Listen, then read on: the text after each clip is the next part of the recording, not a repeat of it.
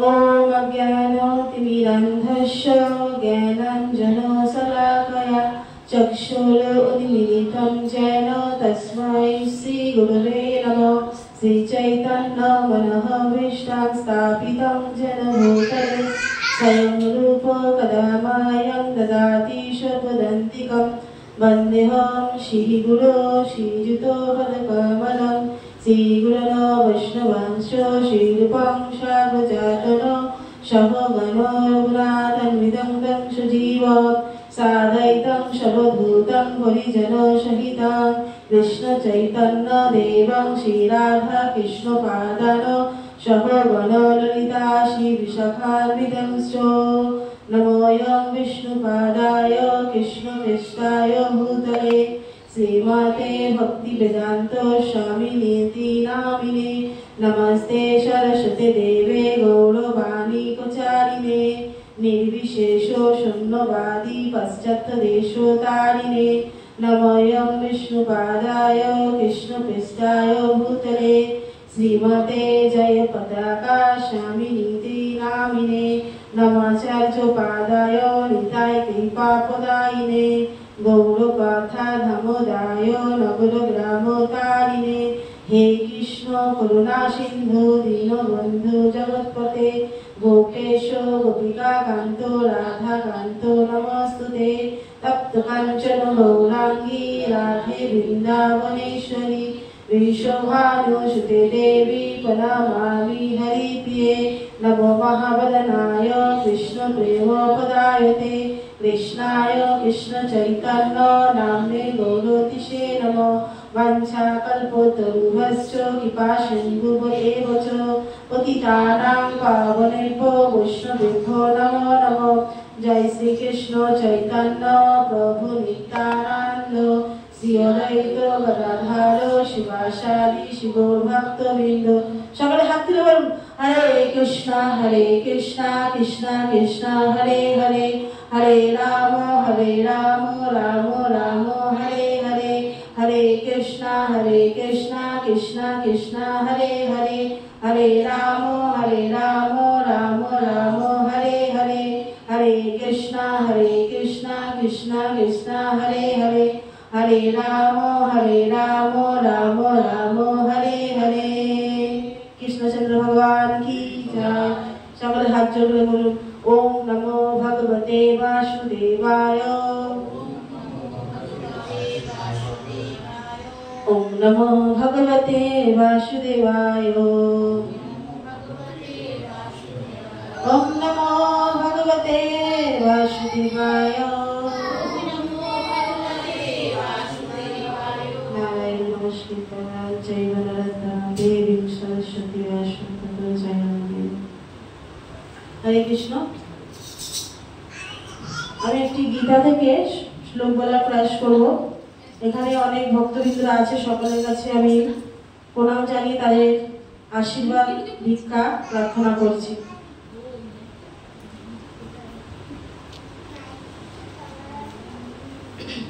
সাংখ্যযোগ দ্বিতীয় অধ্যায় ৫৫ নম্বর শ্লোক। সকলে আমার পরপর একটু বলার প্রয়াস করবেন। শ্রী ভগবান উবাচ প্রজহাতি যদা কামান সর্বান পার্থ মনোগতান আত্মনেবাত্মনা দুষ্ট স্থিত প্রজ্ঞস্তদচ্যতে। এই শ্লোকের অনুবাদ। পরমেশ্বর ভগবান বললেন, হে পার্থ, মানুষ যখন মানসিক জল্পনা কল্পনা থেকে উদ্ভূত সমস্ত কামনা পরিত্যাগ করে এবং তার মন যখন এভাবে পবিত্র হয়ে আত্মাতেই পূর্ণ পরিতৃপ্ত লাভ করে তখন তাকে স্থিতপ্রজ্ঞ বলা হয়। দ্বিতীয় অধ্যায়ে ভগবান এতক্ষণ ভক্তিযোগ সম্বন্ধে আলোচনা করলেন যে ভক্তিযোগ কিভাবে আমাদের অনুশীলন করতে হয়। এরপরে অর্জুন প্রশ্ন করছিলেন আগের শ্লোকে যে স্থিতপ্রজ্ঞ ব্যক্তি কিভাবে কথা বলে, কিভাবে তার আচরণ। অর্থাৎ মহান ভগভক্ত আচরণ কিরকম হবে এবং তারা কিভাবে কথা বলে, কিভাবে চলে। অর্জুন প্রশ্ন করছেন ভগবানকে, তো ভগবান এখন উত্তর দিচ্ছেন। প্রভুপাদ তাৎপর্য কি বলেছেন আমরা একটু সকলে শুনে নেব। শ্রীমদ্ ভাগবতে দৃঢ়ভাবে বলা হয়েছে যে সম্পূর্ণ কৃষ্ণ ভাবনাময় মানুষ অর্থাৎ ভগবত ভক্তের মধ্যে মহৎ মুনি ঋষিদের সমস্ত গুণাবলী পরিলক্ষিত হয়। আর যারা সেই রকম চিন্ময় স্তরে স্থিত নয় তাদের মধ্যে কোনো গুণই দেখা যায় না, কারণ তারা তাদের মানসিক জল্পনা কল্পনার কাছে কেবল আত্মসমর্পণ করে থাকে। সুতরাং এখানে যে যথার্থই বলা হয়েছে যে জল্পনা কল্পনার মাধ্যমে শিষ্ট ইন্দ্র সুখভোগের সব রকমের ইচ্ছা পরিত্যাগ করতে হবে। কৃত্রিম ভাবে এই ধরনের বাসনাকে সংবরণ করা যায় না, কিন্তু মানুষ যখন কৃষ্ণ ভাবনায় নিজেকে নিয়োজিত করে তখন কোন রকম বাহ্যিক প্রচেষ্টা ছাড়া আপনা থেকেই এই সমস্ত ইন্দ্র সুখভোগের ভোগের বাসনা প্রশমিত হয়। তাই দ্বিধাহীন ভাবে ভক্তিযোগের পথ অবলম্বন করতে হবে, কেননা এই ভক্তিযোগ অচিরেই অপ্রাকৃত চেতনায় অধিষ্ঠিত হতে সাহায্য করে। উন্নত চেতনা সম্পন্ন মহাত্মা নিজেকে ভগবান শ্রীকৃষ্ণের নিত্য দাস রূপে উপলব্ধি করার ফলে নিত্যানন্দ অনুভব করেন। অধ্যাত্ম চেতনায় স্থিত এই ধরনের মানুষের জড়জগৎকে ভোগ করার তুচ্ছ কোনো বাসনায় তখন আর থাকে না, বরং তিনি তার প্রকৃত স্বরূপে পরমেশ্বরের নিত্য সেবায় মগ্ন হয়ে সর্বদাই সুখে থাকেন। তাহলে বলে গেল, কিছু বলে গেল কি? কিছু বলে গেল না? অর্জুন প্রশ্ন করছেন ভগবানকে যে যারা স্থিতপ্রজ্ঞ অর্থাৎ সাধু যারা হয়, মহাত্মা যারা হয়, তাদের আচরণ কিরকম হয়, তাদের কথাবার্তা কিরকম হয়, তারা কিভাবে চলে, সেটা অর্জুন প্রশ্ন করছেন ভগবানকে। আমাদেরও জানা উচিত, তাই না? ভগবান এখানে কি বলছেন যে হে পার্থ, মানুষ যখন মানসিক জল্পনা কল্পনা থেকে উদ্ভূত সমস্ত কামনা পরিত্যাগ করে এবং তার মন যখন এভাবে পবিত্র হয়ে আত্মাতেই পূর্ণ পরিতৃপ্ত লাভ করে তখন তাকে স্থিতপ্রজ্ঞ বলা হয়। মানুষ যখন এই যে আমরা কি করি, জল্পনা কল্পনা করি এটা হবে কিনা, ঠিক আছে, তারপরে মন গড়া নিজের অনেক কিছু বানিয়ে নি না, যে আমরা এতদিন ধরে তো মন গড়াই করে আসছি, তাই না? কি শাস্ত্র আমরা মানছি না। বলছে যখন আমরা এই শাস্ত্র গ্রন্থ অধ্যয়ন করব, সাধুদের কথা শ্রবণ করব এবং শাস্ত্রে যেভাবে বলেছে আমাদের জীবন যাপন করতে হবে সেইভাবে যখন আমরা পড়াশোনা করব, তখন আমাদের মধ্যে আস্তে আস্তে কি হবে, আমাদের যে আত্মা সেটা পরিতৃপ্ত হবে। আমরা তো আমাদের দেহকে সুখ দেওয়ার জন্য অনেক চেষ্টা করছি, কিন্তু কখনো কি ভাবি যে আমাদের আত্মাটা কি হচ্ছে সুখী থাকবে? ভাবি? কখনোই কিন্তু আমরা চেষ্টা করিও না। আমরা দেহটাকে নিয়ে ভাবি যে এই দেহটাকে কিভাবে সুখী রাখতে পারবো, কিন্তু আমাদের দেহটাকে আমরা যতই সুখী করতে চাই সুখী কিন্তু হতে পারে না। কারণ কি? আত্মা অসুখী। আত্মাকে সুখী দিতে হলে কি করতে হবে? আত্মার খাবার দিতে হবে। দেহটাকে যেমন খাবার দিচ্ছি আত্মাটাকেও খাবার দিতে হবে। আত্মা যদি সুখী হয় তাহলে দেহটা আপনা থেকেই সুখী থাকবে। হ্যাঁ, তো আত্মার খাবার হচ্ছে কি? হরিনাম, 1 নম্বর। 2 নম্বর হচ্ছে ভাগবত কথা শ্রবণ, কৃষ্ণ প্রসাদ। হ্যাঁ, এগুলো হচ্ছে আত্মার খাবার। এইগুলো আমাদেরকে দিতে হবে। দিতে দিতে কি হবে, আস্তে আস্তে আমাদের মধ্যে চিন্ময় স্বভাবটা আসবে। আত্মা যখন সুখী হবে তখন আমাদের ভাবটাও চেঞ্জ হবে। হ্যাঁ, আমাদের জল্পনা কল্পনাগুলো যে করেছি এইগুলো আমাদের মধ্যে আর থাকবে না। সেটা এখানে ভগবান বলছেন যে কামনা পরিত্যাগ করে এবং তার মন যখন এভাবে পবিত্র হয়, মন পবিত্র হবে কি করে? আমরা বলি না মনটা পবিত্র থাকলেই ভালো। পবিত্র হবে কি করে? হ্যাঁ, কত মানুষ বলে না ও হরে কৃষ্ণ করছে, মন পবিত্র থাকলে সব ঠিক থাকবে, কিন্তু মনটা পবিত্র হবে কি করে সেটা আমাদের জানতে হবে। বলছে ভগবানের সেবা করার যোগ্যতা কিভাবে আসবে? বলুন, আপনারা সেবা করছেন ভগবানের মানে সেবা করার যোগ্যতা আছে কি? কোনো লাগে? যে কেউ ভগবানের সেবা করতে পারে, কিন্তু ভগবানের সেবা করার একটা যোগ্যতা দরকার। এটা হচ্ছে কি? হরিনাম। যতক্ষণ না আমরা এই হরিনাম করা শুরু করব ততক্ষণ কিন্তু ভগবানের সেবা করার যোগ্যতা আসবেই না। কারণ আমরা হচ্ছে মহান পাপী, কত জন্ম ধরে পাপ করে এসেছি, এখনো করছি, কিন্তু আমরা যতক্ষণ না ভগবানের নাম করা শুরু করব ততক্ষণ আমরা কিন্তু পবিত্র হতে পারবো কি? পারবো না। তাই ভগবানের নামটা কিন্তু খুবই ইম্পর্টেন্ট। আর তার সাথে সাথে হচ্ছে ভাগবত শ্রবণ, ভাগবত কথা শ্রবণ করতে হবে। শ্রবণ না করলে, এই যে কান দুটো দিয়েছে ভগবান, ভগবান মুখ দিয়েছে একটা, কথা কম বলতে হবে। এই যে আমরা যত জল্পনা কল্পনা কথা বলি সেগুলো কম বলতে হবে, আর ভগবানের কথা বেশি করে শ্রবণ করতে হবে, আর ভগবানের কথাই কীর্তন করতে হবে। শ্রবণ ও কীর্তন একসঙ্গে বলেছে। যদি বলছে কেউ আমি শুধু হরিনাম করি কিন্তু শ্রবণ করছে না, হ্যাঁ, তো শ্রবণ যদি না করে তার চিত্ত শুদ্ধ হবে না। ভগবান বলছে না যে আমাদের ভক্তিতে উন্নতি করছি, কি করে বুঝবো?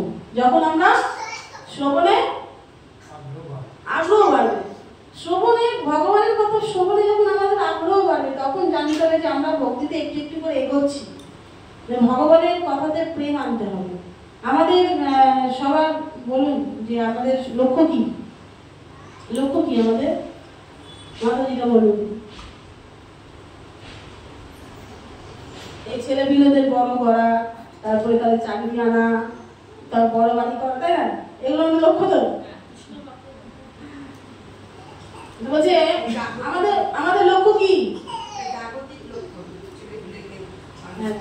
আমাদের লক্ষ্যটাই জানতে হবে সবাইকে। কিন্তু সেটা আমরা জানি কিন্তু করছি তো না। এখন তো সবাই এটাই যাচ্ছে যত বড় লোক হব, যত বড় বড় বাড়ি করবো, গাড়ি করবো, টাকা ইনকাম করবো, এটাই হচ্ছে আমাদের লক্ষ্য, তাই না? কিন্তু তারা আসলে জানে না যে আমাদের লক্ষ্যটা কি। লক্ষ্যটা কি?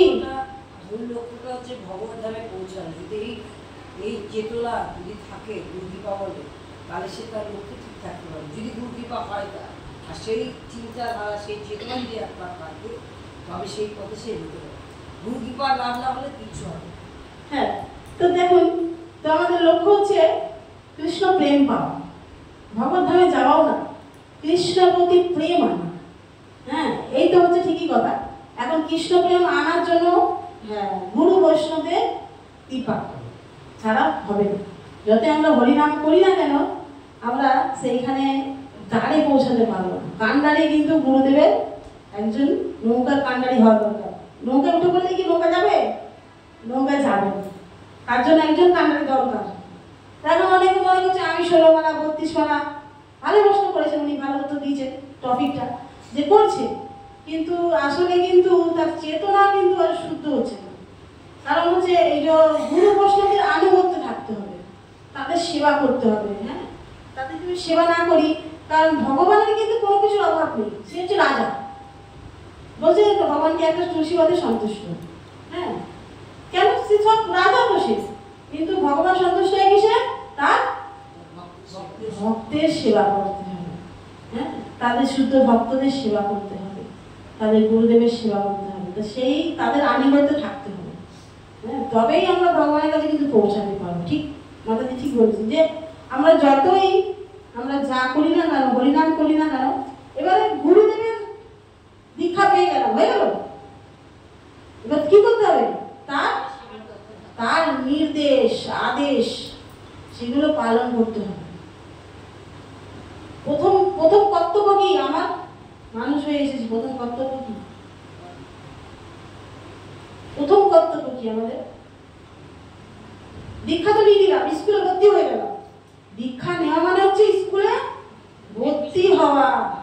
তার আগে কিন্তু অ্যাডমিশন হচ্ছে না। তারা দীক্ষা নাও নেই শুদ্ধ ভক্তের কাছে, গুরুদেবের কাছে, শুদ্ধ ভক্তদের কাছে, তারা কিন্তু এখন অ্যাডমিশন নিতেই পারো না, স্কুলে প্রবেশ করতে এখন পারো না। বলছে তো এখনো মৃত, জন্ম হয়নি, সে এখনো মৃত।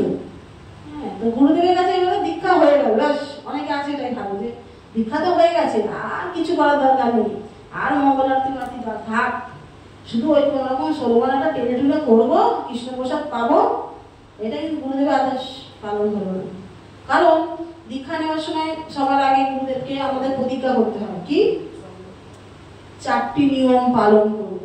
দীক্ষা নিয়ে আবার মাছ মাংস খাচ্ছি মানে বিশাল বড় অপরাধ, গুরুদের আজ্ঞা একদম পালন করছি না।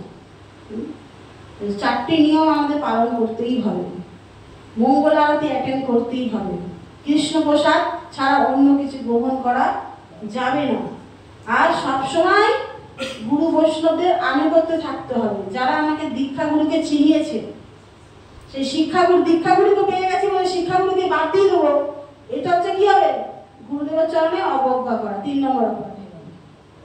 শিক্ষাগুরু দীক্ষাগুরু সমানভাবে সমান চোখে দেখতে হবে। শিক্ষাগুরু 5 জন 10 জনও হতে পারে, সবাইকে মনে রাখতে হবে।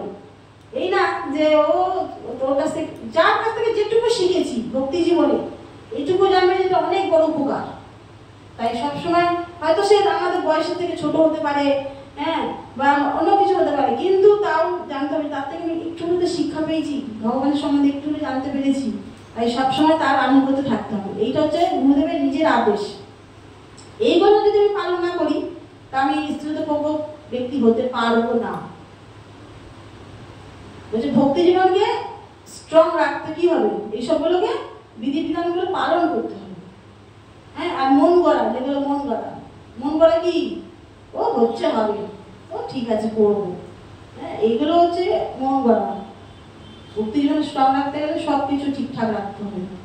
হ্যাঁ, সেই জন্য এটাই এখানে ভগবান বলছেন যে এই যে কামনা পরিত্যাগ করতে হবে। সবার আগে আমাদের যে মনের মধ্যে বাসনাগুলো আছে, হ্যাঁ, এই বাসনাগুলো কিন্তু পরিত্যাগ করতে হবে। যে কৃষ্ণ ভাবনায় যারা সম্পূর্ণ নিমগ্ন হয়েছে তাদের কিন্তু আর দুঃখ নেই। কেউ যদি মারাও যায় তার মনে দুঃখ আসবে না। অনেক বেশি জিনিস হারিয়ে ফেলেছে তাও তার মনে দুঃখ আসবে না। হ্যাঁ, সংসারে অনেক বড় কষ্ট তাও তার মনে দুঃখ আসবে না। সেই স্তরে সে পৌঁছে গেছে। আবার কি অনেক বড় সুখ এসছে, হ্যাঁ, অনেক বড়, না হয়তো একটা লটারি পেয়ে গেছে, বিশাল টাকা, কোটি টাকা পেয়ে গেছে, তাও সে আনন্দ পাবে না তো, কারণ তার আনন্দ অলরেডি রয়েছে। কৃষ্ণ ভাবনাময় এতই আনন্দ যে অন্য কিছু আনন্দের দরকার নেই। যেটা কিন্তু ভগবান বলছে যে তার মন যখন এভাবে পবিত্র হয়ে আত্মাতেই পূর্ণ হবে, আত্মাকে সন্তুষ্ট করা, পরমাত্মাকে সন্তুষ্ট করা, এটাই যখন তার লক্ষ্য থাকবে, হ্যাঁ, তখন সে স্থিতপ্রজ্ঞ তাকে বলা হয়। ঠিক আছে? অর্জুন এই প্রশ্ন করেছে ভগবানকে, ভগবান বলছে তারপরে কি যে না, সে সবসময় কৃষ্ণ ভগবানে থাকতে হবে, জড় কথা কম বলতে হবে। জড় কথা ওই অনেকে আছে কি সারাক্ষণ ফোনে ব্যস্ত, ফোন করতেই আছে সারাদিন, কত কম বলে যত মানে জাগতিক কথা। যদি হ্যাঁ পারমার্থিক কথা বলে ভগবানের সম্বন্ধে, হ্যাঁ, বা গীতার সম্বন্ধে, ভাগবতের সম্বন্ধে, তাহলে ঠিক আছে। যখন দেখছো যে বেশি কথা বলছে, তার সঙ্গ করে তোমার কি হচ্ছে, তোমার ক্ষতি হচ্ছে, তাকে অ্যাভয়েড করতে হবে, তার সঙ্গ থেকে কাটিয়ে আসতে হবে। যত জড় কথা কম বলবে তত কৃষ্ণ ভাবনাময় বেশি থাকতে পারবে। যখনই আমরা জড় কথার মধ্যে পড়ে যাবো তখন কি হবে? কৃষ্ণ ভাবনা আর আসবে না, কৃষ্ণের কথা মনে আসবে না। যখন আমরা ভক্তদের সঙ্গে থাকবো তখন কি হবে? কৃষ্ণের সম্বন্ধে আলোচনা হবে। যত বেশি করে ভক্ত সঙ্গ আমরা করবো ততই আমরা কৃষ্ণ ভাবনায় থাকতে পারবো। আর যত জাগতিক মানুষের সঙ্গে সঙ্গ করবো তত আমরা কৃষ্ণ ভাবনা থেকে বিচ্ছিন্ন হব। তাই আমাদেরকে সবার আগে হচ্ছে যেগুলো আমরা শাস্ত্রে বলা হয়েছে, গুরুদেবরা বলেছেন 16 মালা জপ। এই জপটা যদি 16 মালা আমরা না করি তাহলে আমাদের চেতনা তৃপ্ত হবে, সন্তুষ্ট হবে, রাখমা। তার খাবার হচ্ছে এই জপ হয়ে যাওয়া। তাকে যদি চিন্ময় করি তাহলে আমি নিজেও চিন্ময় হয়ে যাবো, অমর হয়ে যাবো। আত্মাটা যখন অমর হবে তখন কি হবে? ভগবানের কাছে চলে যাবে, জন্ম মৃত্যুর চক্র থেকে বেরিয়ে আসতে পারবে। কারণ আমরা কিন্তু সকলে ঋণী। যখন আমাদের জন্ম হয় দেবতাদের কাছে ঋণী, সূর্যদেব আলো দিচ্ছে তবে আমরা সবকিছু দেখতে পাচ্ছি, তাই না? চন্দ্রদেব আলো দিচ্ছে, তো দেবতাদের কাছে ঋণী, বাবা মায়ের কাছে ঋণী, পাড়া প্রতিবেশীর কাছে ঋণী। এই ঋণ কি করে শোধ করবো? যখন আমরা ভগবানের সেবা করব সবার ঋণ শোধ হয়ে যাবে। হ্যাঁ, তাই জন্য আমাদের ভগবানের সেবা করতে হবে। তা না হলে আমরা কিন্তু কোনোদিন ঋণমুক্ত হতে পারবো না। বারবার এই জন্ম আর চক্রাকারে আবদ্ধভাবে ঘুরে থাকতে চাই। তাই আমাদের সকলের উচিত কি এই শাস্ত্র যেগুলো বলেছে সেইভাবে আমাদের শ্রীকৃষ্ণের সংসার করো। আর এই বলছিলাম যে কর্তব্য কি আমাদের, বলো কৃষ্ণ, ভজ কৃষ্ণ, আর করো কৃষ্ণ শিক্ষা। নিজে ভজনা করতে হবে, বলতে হবে, আর অন্যজনকে শেখাতে হবে।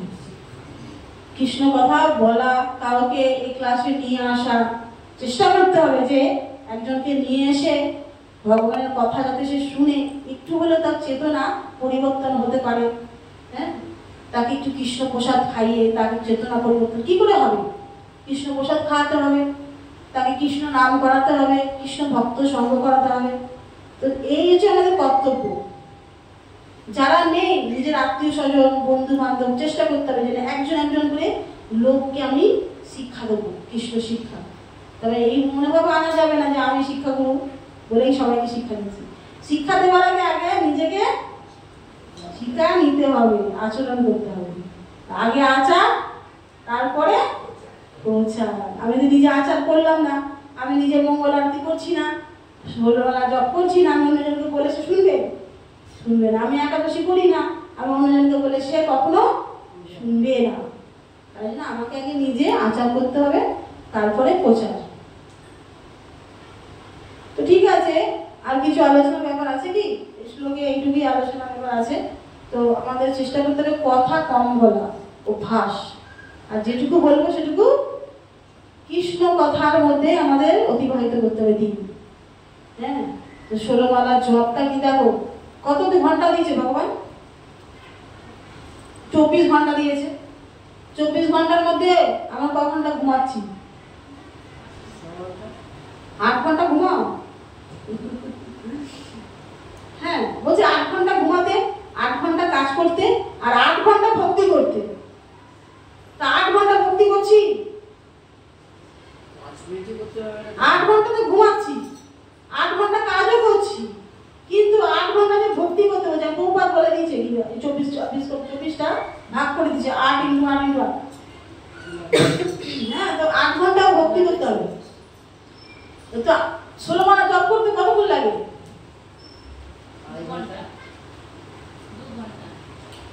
2 ঘন্টা লাগে, কিন্তু 1 ঘন্টা 40 মিনিট লাগে, 7 মিনিট করে লাগে। হ্যাঁ,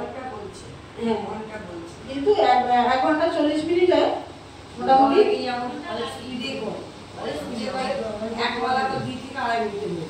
না 7 মিনিট করে হিসাব করলে 1 ঘন্টা 40 মিনিট। ঠিক আছে, অনেকে 10 মিনিটও লাগে, অনেকের আবার 5 থেকে 7 মিনিট লাগে। আর 2-2.5 মিনিটও হয় না জব করলে।